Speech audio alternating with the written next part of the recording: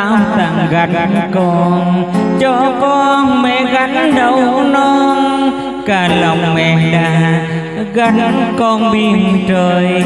Ngày xưa mẹ gánh ơi, con xin gánh lại những lời mẹ ru. Đường đời sương gió mịt mù, vì con hạnh phúc chẳng từ gian nan.